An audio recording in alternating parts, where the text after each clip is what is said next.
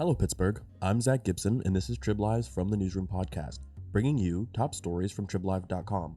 A longtime Pittsburgh funeral director, Patrick Vereb, now faces felony charges for allegedly stealing hundreds of thousands of dollars from grieving pet owners, many of whom were unknowingly given ashes that weren't from their beloved animals. With over 6,500 potential victims and a criminal case that's still unfolding, the scope of this case is massive, and the emotional toll is devastating. Today, TribLive reporters Tawnya, Panizzi, and Daugherty, who have been on the front lines of this story, are here to walk you through the details, the reporting process, and the public's response as the community seeks truth and justice. Hi, my name is Daugherty. I'm a TribLive reporter, and I'm here with Tawnya, Panizzi, also a TribLive reporter. And today we are going to talk a little bit about the Vereb funeral home cases. For those who aren't familiar, we found out in April that authorities are alleging that well-known funeral home director and operator Patrick Vereb is accused of stealing about $660,000 from customers who paid for different services for their deceased pets. That included cremations, burials, returns of ashes, and other services for about 3 years between 2021 and 2024. Right now, the case stands at Vereb is facing charges that include felony counts of theft by deception, receiving stolen property, and deceptive business practices. Tawnya can speak a little bit more about where the victims stand with a civil suit.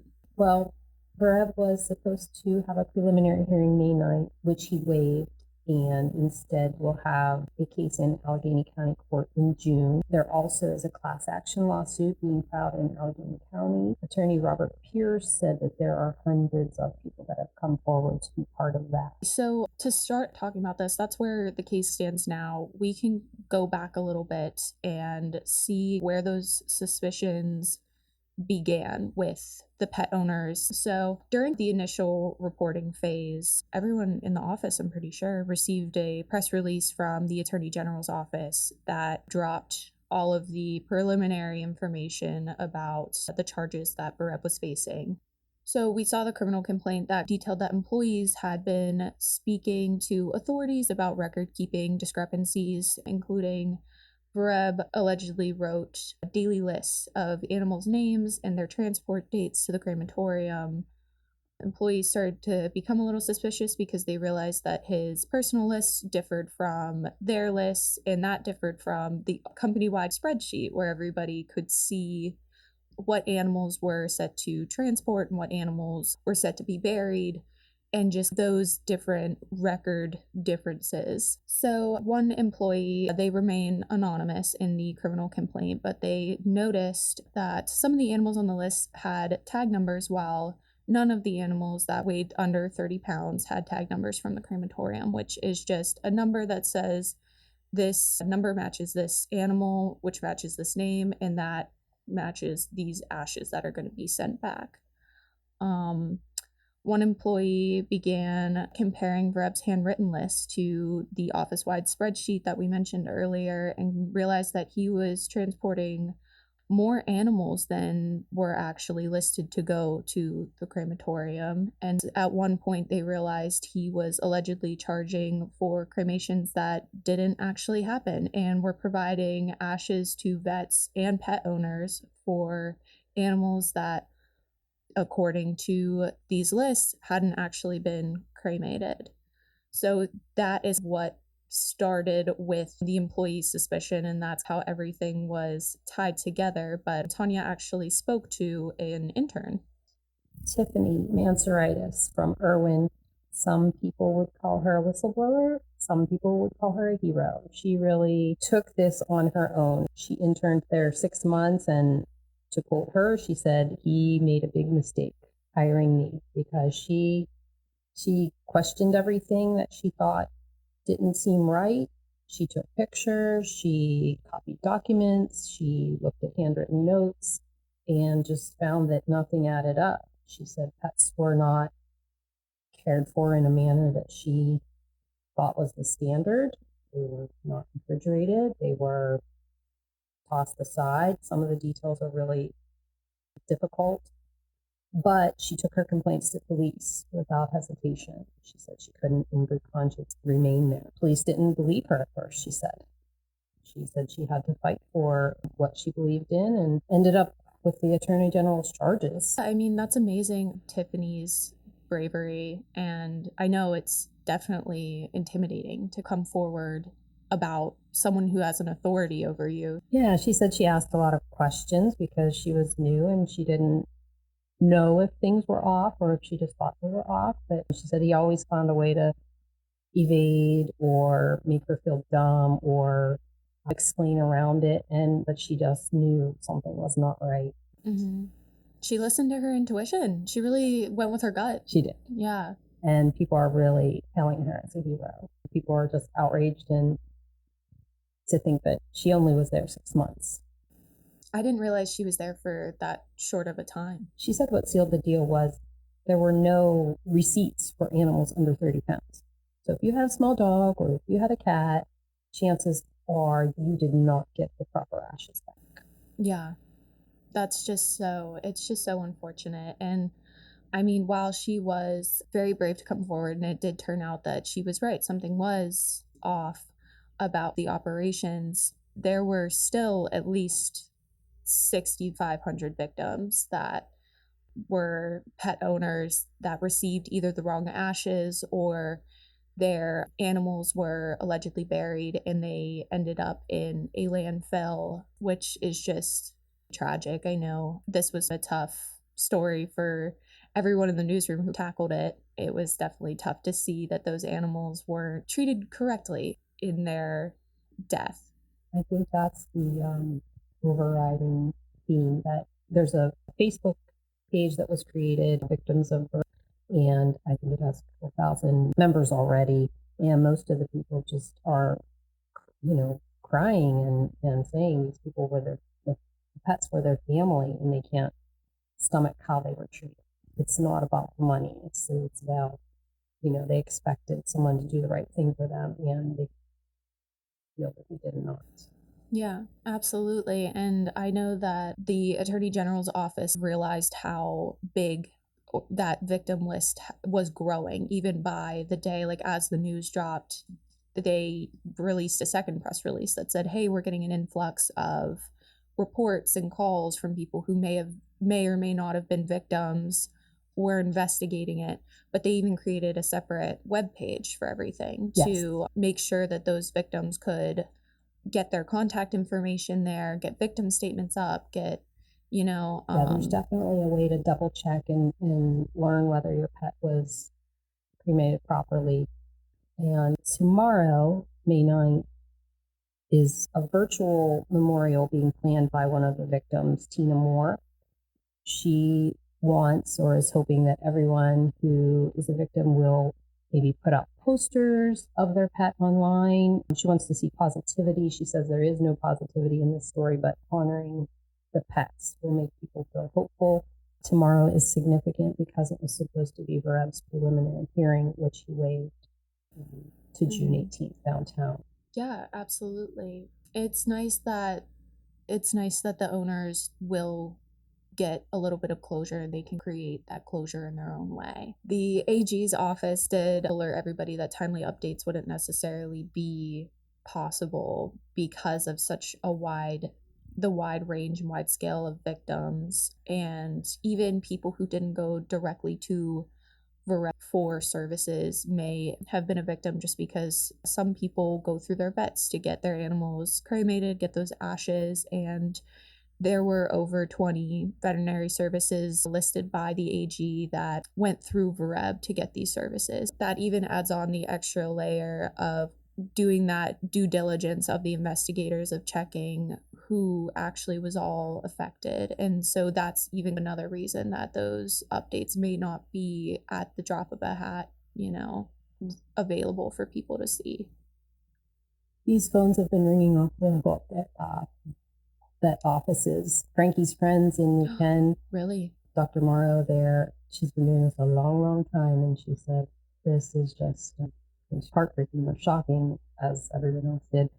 She said it's just a tremendous breach of trust. You expect people in authority to do the right thing. Did she mention at all if it was something she'd seen before? She knew that the investigation was going on. They had used Vereb services in prior years. They stopped using him, not because she had any suspicion of fraud, but for other reasons. And I think she said the AG approached a couple months back.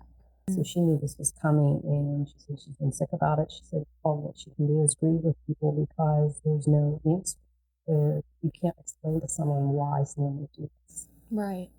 And I thought it was really interesting. In the criminal complaint, it details some of the things that Vereb said to investigators about it. And he said that he would keep ashes almost on standby, for lack of more sensitive words, to speed up the process if he deemed that the crematorium was taking too long with animals. And he would cremate larger animals who were meant to be buried so he could keep those ashes on standby. And he mentioned that it was just for the purpose of saving time, to please those people a bit faster. And I thought that was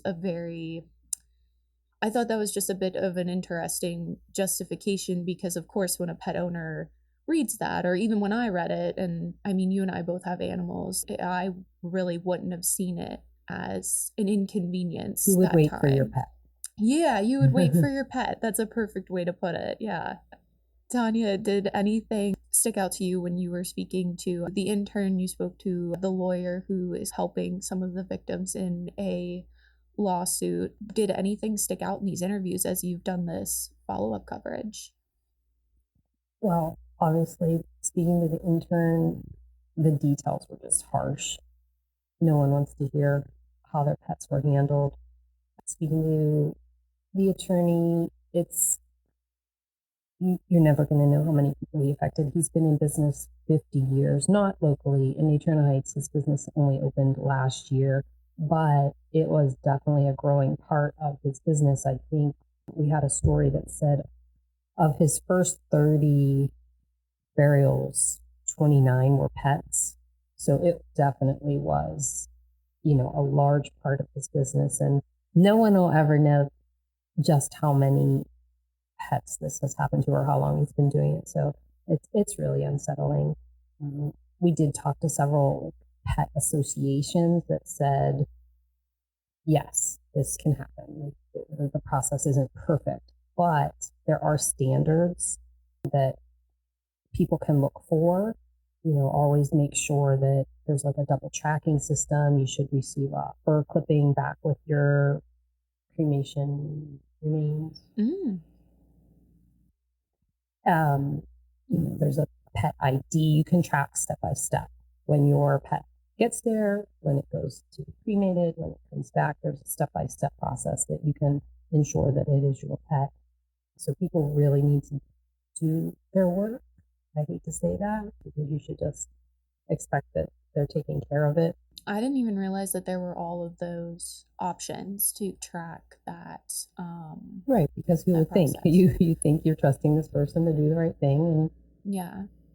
So, Tawnya, this story actually came across our desk the morning after it was announced that the Pope had passed. So we were already a little bit short-staffed, because I know you were sent to a few different masses. Our photographers were out and about. So I got a call from the editors, and they said, hey, do you remember this pet funeral home story we wrote over the summer? And I said, vaguely. And they said, well, you're going to want to read this press release we just forwarded you, because you're going to chase down this story for the day. And I said, okay, sounds good to me.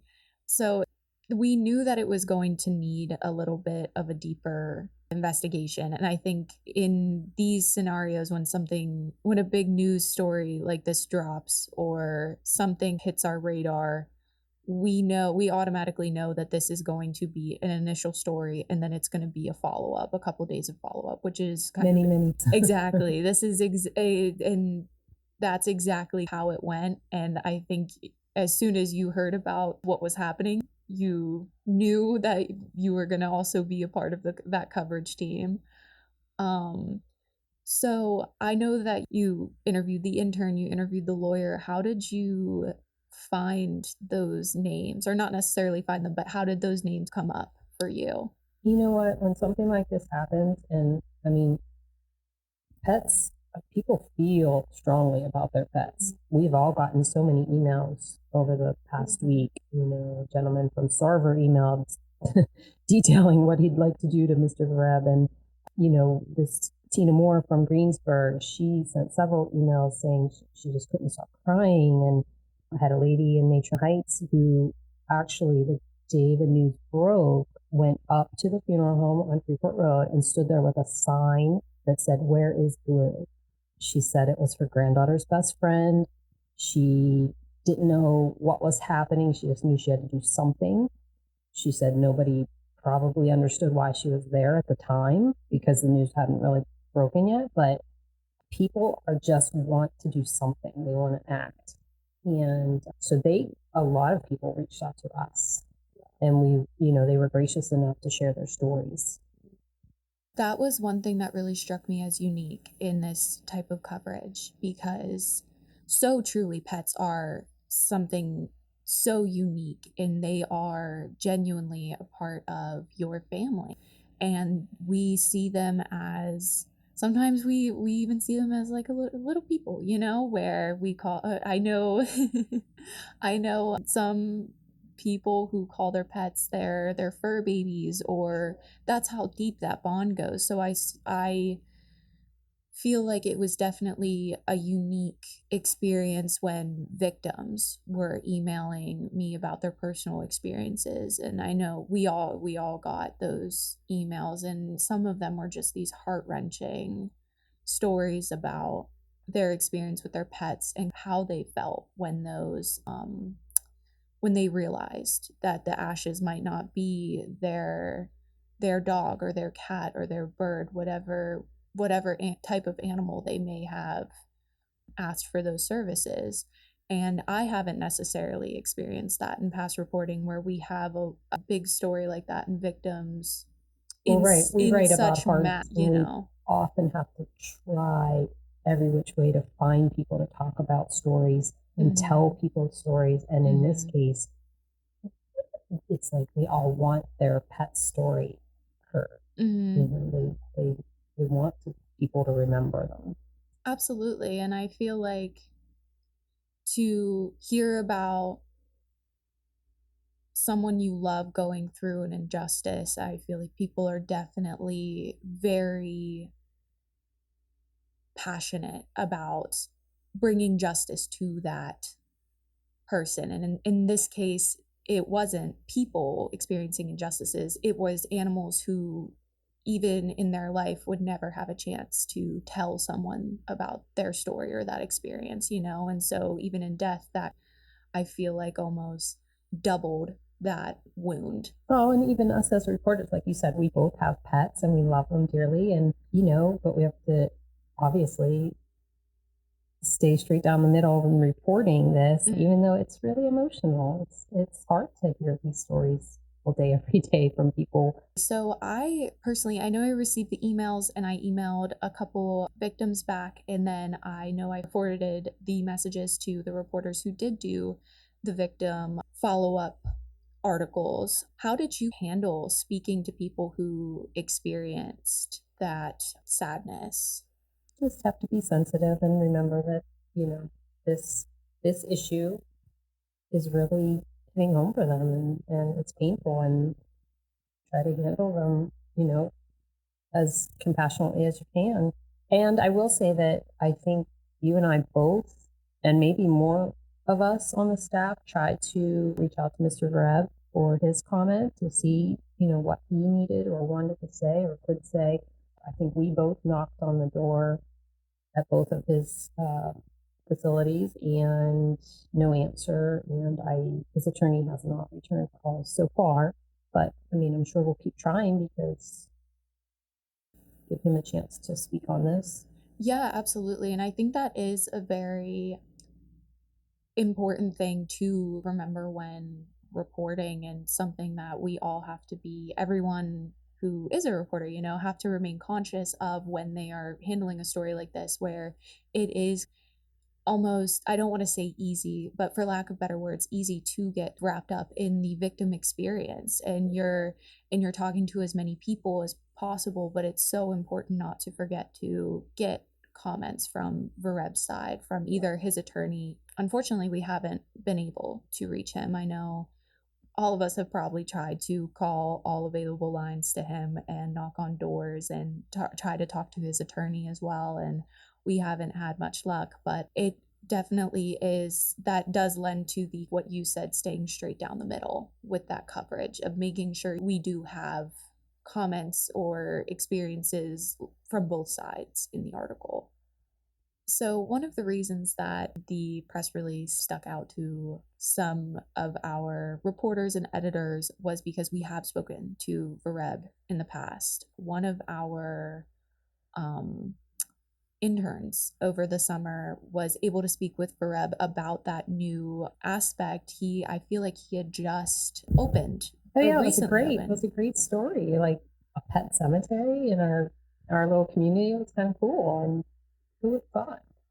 Yeah, I mean, absolutely. And even the past comments or quotes that Vereb made about the process of honoring pets in their death, it was such a contrast of what we're seeing now, where we even reference that original story where he did say, they call us crying, they're devastated. He is quoted saying, no matter if it's a small cat or a 220-pound Irish wolfhound, they still have a dead family member, and it has the same devastating effect. Is there anything that you wanted to add about seeing that contrast from that original time that we spoke with him versus what we're seeing now? No, I just think it adds to the heartbreak. They trusted him and never expected what they learned. Yeah, absolutely. And we're definitely seeing that reaction from that breaking of trust, especially on social media. We're seeing a ton of people comment on Facebook and online. I mean, I know you've received some creatively worded emails about people's thoughts on Vereb, and I have as well. But we're seeing on Facebook, I mean, and it's that normal pattern of, in tragedy, we see people coming together and supporting each other, and we're definitely seeing that with the victims. For sure.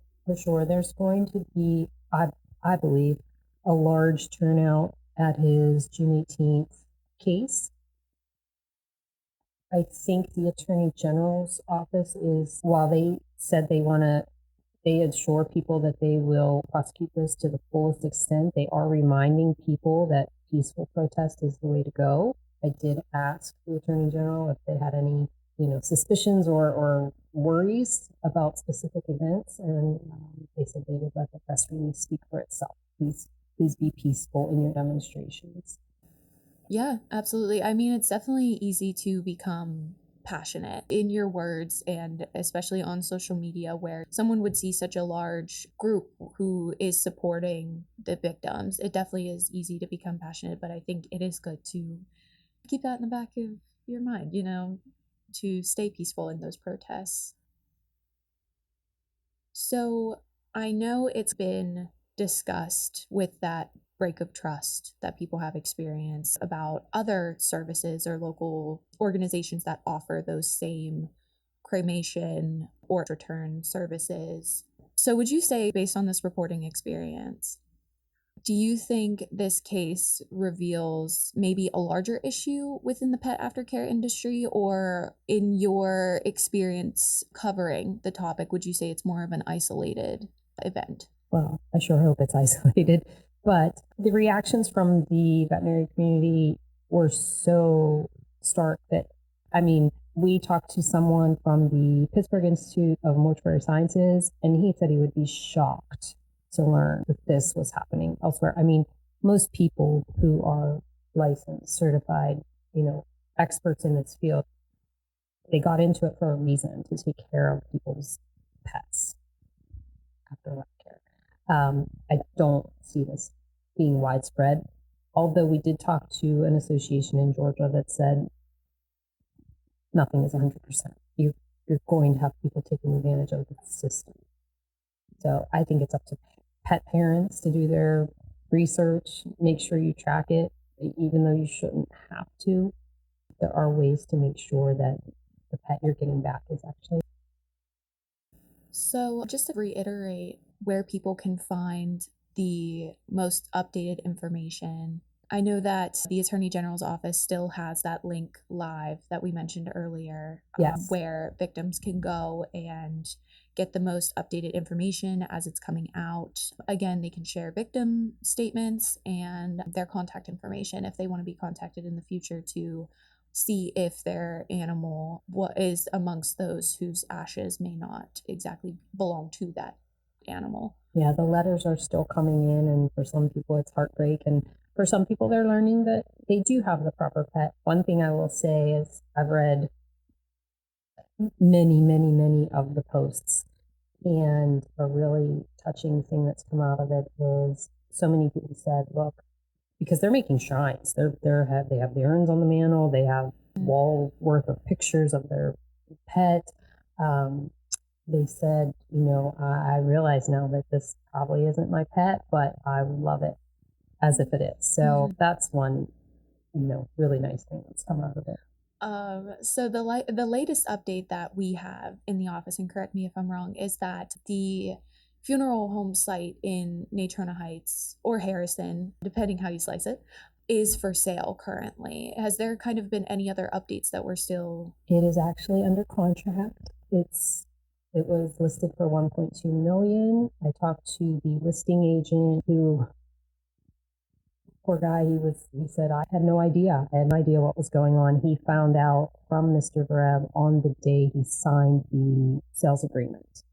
So it is under contract. It's expected to change hands in about 6 weeks. Not sure. He wouldn't disclose what business is looking at it. So, the physical reminder might go away soon for people. Can't say for sure, but we can look for something new there this summer. Absolutely. And then is there any other details about the May 9th vigil? Just that they are encouraging people to put a luminary in their window, post a picture of their pet, have a little saying. The organizers really want to focus on the positivity and the community aspect of it instead of revisiting all the horrible details. Absolutely. And then another way that people can stay updated with the situation is just following along with us, TribLive.com. It's definitely a story that we intend to keep an eye on and update everybody as soon as we have something that we can write about. You can also look at mine and Tanya's latest work on our author pages. If you even type in your Google search bar, Haley Daugherty TribLive or Tawnya Panizzi TribLive, you'll be able to see our latest writings. Thanks so much, everybody. Have a great day. Have a great day.